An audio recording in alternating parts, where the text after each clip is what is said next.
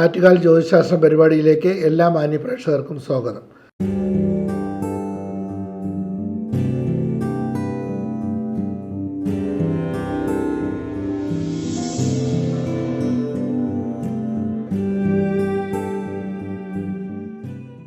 (2025) May മാസം 18 മുതൽ 24 വരെയുള്ള വാരഫലമാണ് ഇപ്പോൾ ചിന്തിക്കുന്നത്.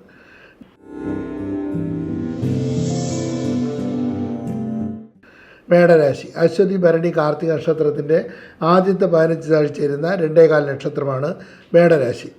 മേടരാശിക്കാർക്ക് പൊതുവെ ഈ വാരം സാമ്പത്തികമായിട്ട് അഭിവൃദ്ധിയും മനസമാധാനവും സന്തോഷവും ലഭിക്കാൻ സാധ്യതയുണ്ട്. ആരോഗ്യപരമായിട്ട് അത്ര നല്ല സമയമല്ല. അലർജി സംബന്ധമായിട്ടുള്ള അസുഖങ്ങൾക്കോ സഹോദര സ്ഥാനീയരുമായിട്ട് അഭിപ്രായ വ്യത്യാസമോ ഉണ്ടാകാതിരിക്കാൻ പ്രത്യേകം ശ്രദ്ധിക്കണം. ദാമ്പത്യപരമായിട്ട് ചെറിയ ബുദ്ധിമുട്ടും പ്രയാസങ്ങളൊക്കെ അനുഭവപ്പെടും. കാലുവേദന, വാദസംബന്ധമായിട്ടുള്ള അസുഖങ്ങൾ, കണ്ടത്തിന് മുകളിലോട്ടുള്ള അസുഖങ്ങളും കഫക്കെട്ടും അനുഭവപ്പെടാൻ സാധ്യത വളരെ കൂടുതലാണ്. പൊതുവെ ഏഴരശ്ശനി കാലമായതുകൊണ്ട് എല്ലാ കാര്യങ്ങളും വളരെ ശ്രദ്ധിക്കുക. സാമ്പത്തികമായിട്ടുള്ള എല്ലാ ഇടപാടുകളും ശ്രദ്ധിക്കുക.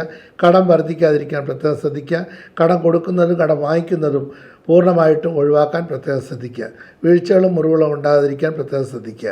അതുപോലെ വാഹന സംബന്ധമായിട്ടും ശ്രദ്ധിക്കേണ്ട സമയമാണ്.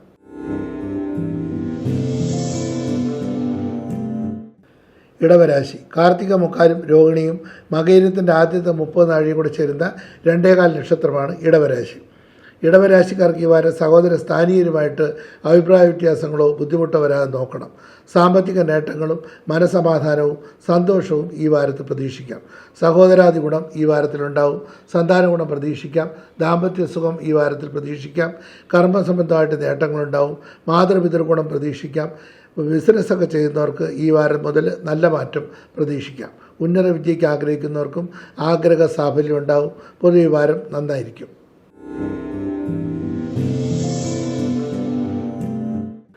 മിഥുനരാശി മകയിരത്തിൻ്റെ അവസാനത്തെ 30 നാഴികയും തിരുവാതിരയും പുണർത്തിൻ്റെ മുക്കാലും കൂടെ ചേരുന്ന 2.25 നക്ഷത്രമാണ് മിഥുനരാശി.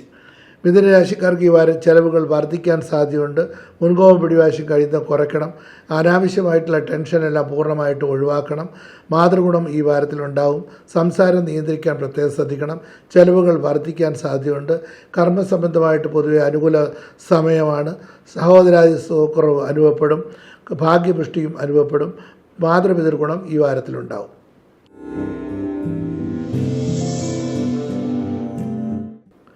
കർക്കിടരാശി പുണർത്തിൻ്റെ അവസാനത്തെ 15 നാഴികയും പൂയവും ആയില്യവും കൂടെ ചേരുന്ന 2.25 നക്ഷത്രമാണ് കർക്കിടരാശി. കർക്കിടരാശിക്കാർക്ക് ഈ വാരം മുൻകോപം പിടിവാശം കുറയ്ക്കുന്നത് നന്നായിരിക്കും. മാതൃസുഖക്കുറവ് അനുഭവപ്പെടും. മാതാവിനോ മാതൃബന്ധുക്കൾക്കോ അരിഷ്ടത ഉണ്ടാവും. ഭൂമി സംബന്ധമായിട്ടുള്ള തർക്കങ്ങൾക്കോ പ്രശ്നങ്ങൾക്കോ സാധ്യത വളരെ കൂടുതലാണ്. ബന്ധുജന വിരോധം ഉണ്ടാകാതിരിക്കാൻ ശ്രദ്ധിക്കുക. ചെലവുകൾ കൂടും.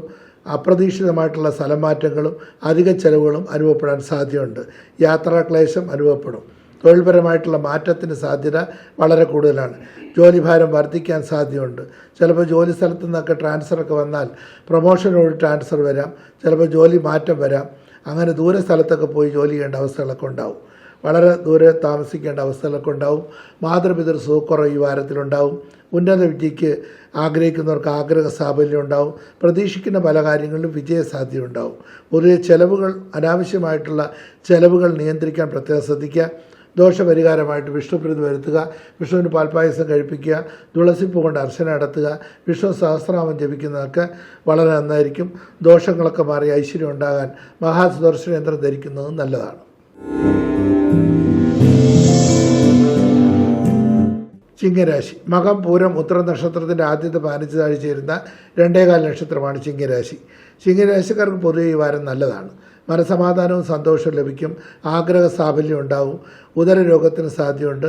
കർമ്മസംബന്ധമായിട്ട് നേട്ടങ്ങളുണ്ടാവും. മുൻകോപം പിടിവാശം കഴിയുന്നത് കുറയ്ക്കണം. പൊതുവെ തൊഴിൽപരമായിട്ട് പുതിയ പ്രവർത്തനങ്ങൾക്ക് ഏർപ്പെട്ടാൽ വളരെ അനുകൂലമായിട്ടുള്ള സമയമാണ്. ശത്രുക്കളിൽ നിന്നുള്ള മോചനം പ്രതീക്ഷിക്കാം. തൊഴിൽപരമായിട്ട് ഒരു സ്തംഭനാവസ്ഥ നിലനിൽക്കുമെങ്കിലും അതിൽ നിന്നെല്ലാം ഒരു മാറ്റത്തെക്കുറിച്ച് ഈ വാരത്തിൽ ചിന്തിക്കാൻ സാധ്യതയുണ്ട്. പുതിയ തൊഴിലവസരങ്ങളൊക്കെ തേടി വരും. അല്ലെങ്കിൽ തൊഴിൽ മാറ്റത്തിന് സാധ്യതയുണ്ട്. നഷ്ടപ്പെട്ട ജോലി തിരികെ കിട്ടാനുള്ള സാധ്യത വളരെ കൂടുതലാണ്. ചിലപ്പോൾ ഏതെങ്കിലും വിധത്തിൽ കഴിഞ്ഞ പീരീഡിൽ നഷ്ടപ്പെട്ട ജോലിയാണെങ്കിൽ ചിലപ്പോൾ പ്രൊമോഷനോട് തിരിച്ചു വരാം. അല്ലെങ്കിൽ ഏതെങ്കിലും വിധത്തിൽ മറ്റ് ജോലികളിൽ ഏർപ്പെടാൻ സാധിക്കും. അല്ലെങ്കിൽ കൂടുതൽ ശമ്പളത്തോടുകൂടി നല്ലൊരു ജോലി ലഭിക്കാൻ സാധ്യതയുണ്ട്. അങ്ങനെ പൊതുവായിട്ട് നോക്കിക്കഴിഞ്ഞാൽ തൊഴിൽപരമായിട്ടുള്ള ഉയർച്ചകളും ഭാഗ്യപുഷ്ടിയും ഐശ്വര്യവും സൽകീർത്തിയും ആഗ്രഹ സാഫല്യവും നിറഞ്ഞ ഒരു നല്ല വർഷമായിരിക്കും, നല്ലൊരു വാരമായിരിക്കും ഈ വാരം.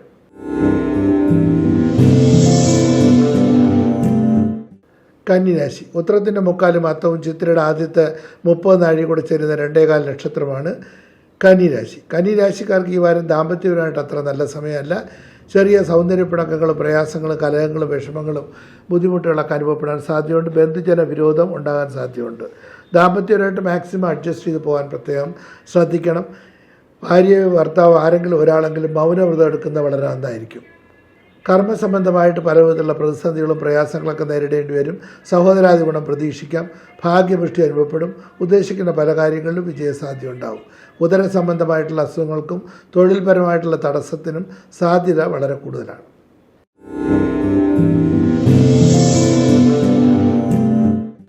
തുലാം രാശി. ചിത്രയുടെ അവസാനത്തെ 30 നാഴികയും ചോദ്യവും വിശാഖത്തിൻ്റെ മുക്കാലും കൂടി ചേരുന്ന 2.25 നക്ഷത്രമാണ് തുലാരാശി. തുലാരാശിക്കാർക്ക് പൊതുവെ ഈ വാരം ആരോഗ്യപരമായിട്ട് നല്ല സമയമാണ്. ബുദ്ധിമുട്ടുകളും പ്രയാസങ്ങളും കഷ്ടപ്പാടുകളും ദുരിതങ്ങളും തൊഴിൽ തടസ്സങ്ങളും വിഷമങ്ങളെല്ലാം പൂർണ്ണമായിട്ട് മാറിയിട്ടുണ്ട്. മനസ്സിന് സമാധാനവും സന്തോഷവും ലഭിക്കുന്ന ഒരു നല്ല വാരമായിരിക്കും ഈ വാരം. എല്ലാ കാര്യങ്ങളും വിജയസാധ്യത ഉണ്ടാവും. തൊഴിൽപരമായിട്ട് നല്ല നേട്ടം ഉണ്ടാവും. ആഗ്രഹിക്കുന്ന പല കാര്യങ്ങളും നടക്കും. ഗൃഹവാഹനാദി സൗഖ്യം പ്രതീക്ഷിക്കാം. പിതൃഗുണവും മാതൃഗുണവും പ്രതീക്ഷിക്കാം. കർമ്മസംബന്ധമായിട്ട് നേട്ടങ്ങളുണ്ടാവും. ഭാഗ്യപുഷ്ടി അനുഭവപ്പെടും. ഏത് വിധത്തിലും ഉയർച്ച ഉണ്ടാകുന്നൊരു നല്ല വാരമാണ്. പൊതുവെ മനസ്സമാധാനവും സന്തോഷവും ലഭിക്കും. ദാമ്പത്യ സുഖവും ഈ വാരത്തിൽ പ്രതീക്ഷിക്കാം.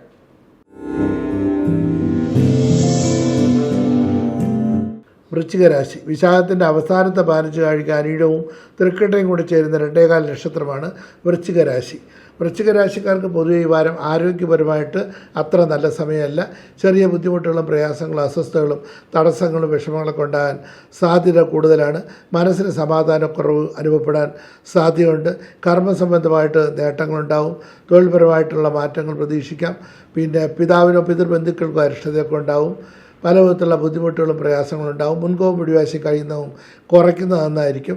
രാഷ്ട്രീയ രംഗത്ത് പ്രവർത്തിക്കുന്നവർക്കും ആരോഗ്യപരമായിട്ട് അത്ര നല്ല സമയമല്ല. പല വിധത്തിലുള്ള പ്രയാസങ്ങൾ അനുഭവപ്പെടാൻ സാധ്യതയുണ്ട്. എല്ലാ കാര്യങ്ങളും വളരെ ശ്രദ്ധിക്കുക. ദോഷപരിഹാരമായിട്ട് വിഷ്ണുപ്രീതി വരുത്തുക. വിഷ്ണുവിന് പാൽപ്പായസം കഴിപ്പിക്കുക. തുളസിപ്പൂ കൊണ്ട് അർച്ചന നടത്തുന്നതും വിഷ്ണു സഹസ്രനാമം ജപിക്കുന്നതൊക്കെ വളരെ നന്നായിരിക്കും. ബുദ്ധിമുട്ടും പ്രയാസങ്ങളൊക്കെ മാറി ഐശ്വര്യം ഉണ്ടാവും.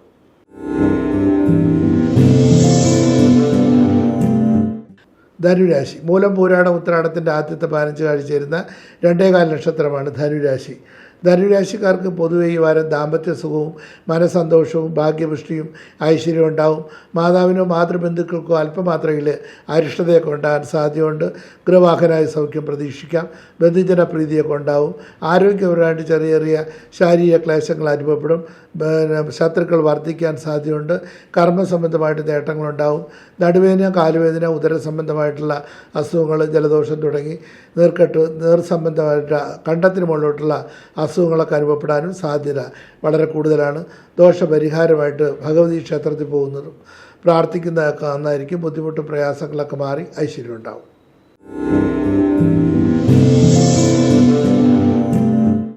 മകരരാശി. ഉത്രാടത്തിൻ്റെ മുക്കാലും തിരുവോണം അവിട്ടത്തിൻ്റെ ആദ്യത്തെ 30 നാഴിക കൂടി ചേരുന്ന 2.25 നക്ഷത്രമാണ് മകരരാശി.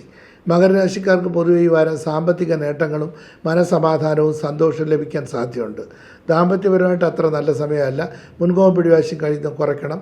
സഹോദരാദി ഗുണം പ്രതീക്ഷിക്കാം. മാതൃപിതൃ ഗുണം ഈ വാരത്തിലുണ്ടാവും. സന്താനങ്ങളാൽ മനസ്സമാധാനവും സന്തോഷവും ലഭിക്കാൻ സാധ്യതയുണ്ട്.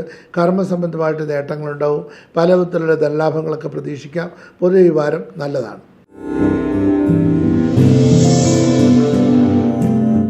കുംഭരാശി. അവിട്ടത്തിൻ്റെ അവസാനത്തെ 30 നാഴികയും ചതയവും പൂരിട്ടായുടെ മുക്കാലും കൂടെ ചേരുന്ന 2.25 നക്ഷത്രമാണ് കുംഭരാശി. കുംഭരാശിക്കാർക്ക് ഈ വാരം ശത്രുക്കൾ വർദ്ധിക്കുമെങ്കിലും അതിൽ നിന്നൊരു മോചനം പ്രതീക്ഷിക്കാം. ധനപരമായിട്ട് വളരെ നല്ലതാണ്. സാമ്പത്തിക നേട്ടം ഉണ്ടാവും. ഭാഗ്യപുഷ്ടി അനുഭവപ്പെടും. സന്താന ഗുണം പ്രതീക്ഷിക്കാം. കർമ്മസംബന്ധമായിട്ടുള്ള നേട്ടങ്ങൾ ഉണ്ടാകും.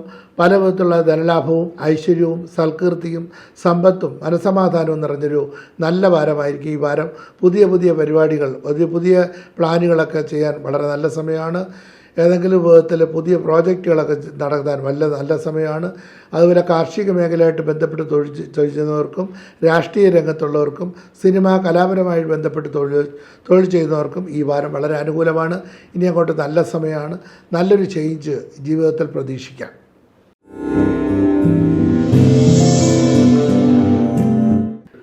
മീനൻ രാശി. പൂരട്ടാതിയുടെ അവസാനത്തെ 15 കഴിഞ്ഞ് ഉത്രട്ടാതിയും രേവതിയും കൂടെ ചേരുന്ന 2.25 നക്ഷത്രമാണ് മീനൻ രാശി.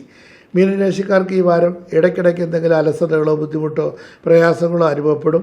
കാലുവേനയും നടുവേനയൊക്കെ ഉണ്ടാകാൻ സാധ്യതയുണ്ട്. മാതൃഗുണം ഈ വാരത്തിൽ പ്രതീക്ഷിക്കാം. സന്താനങ്ങളാൽ മനസ്സമാധാനക്കുറവോ വിഷമങ്ങളോ അനുഭവപ്പെടും. സന്താന സുഖക്കുറവ് അനുഭവപ്പെടാൻ സാധ്യതയുണ്ട്. ദാമ്പത്യമായിട്ട് വളരെ നന്നായിരിക്കും. പൊതുവെ ഭാഗ്യപുഷ്ടി അനുഭവപ്പെടും. മാതൃപിതൃഗുണം ഈ വാരത്തിലുണ്ടാവും. ഉദ്ദേശിക്കുന്ന പല കാര്യങ്ങളിലും വിജയസാധ്യത ഉണ്ടാവും. ഏഴരശനി കാലമായതുകൊണ്ട് ചെറിയ തടസ്സങ്ങളുണ്ടെങ്കിൽ ദോഷപരിഹാരമായിട്ട് ശനിപ്രീതി വരുത്തുക. ശിവക്ഷേത്ര ദർശനം വളരെ നന്നായിരിക്കും. ശനിക്ക് നീരാജനം നടത്തുക. നീല വസ്ത്രം കൂടുതലായിട്ട് ഉപയോഗിക്കുക, അല്ലെങ്കിൽ കറുത്ത വസ്ത്രം ഉപയോഗിക്കുക. ശാസ്താക്ഷേത്രത്തിൽ പോവുക. ശനിയന്ത്രം അല്ലെങ്കിൽ ത്രിപുരസുന്ദരി യന്ത്രം ധരിക്കുന്നതും വളരെ നന്നായിരിക്കും. ഈ ആഴ്ചത്തെ ആറ്റുകാൽ ജ്യോതിശാസ്ത്രം പരിപാടി ഇവിടെ അവസാനിക്കുന്നു. വീണ്ടും അടുത്ത ആഴ്ച കാണാം. കത്തുകൾ അയക്കേണ്ട വിലാസം: ഡോക്ടർ ആറ്റുകാൽ രാധാകൃഷ്ണൻ, രമാ ജ്യോതിഷാലയം, മണക്കാട് PO, തിരുവനന്തപുരം. നിങ്ങളുടെ ഭാവി ഫലം വിശദമായി അറിയുന്നതിന് നേരിൽ കാണുകയോ അല്ലെങ്കിൽ വാട്സപ്പിൽ അയക്കുകയോ ചെയ്യുക. വിശദമായിട്ടുള്ള വിവരങ്ങൾ അറിയുന്നതിന് 9447471711.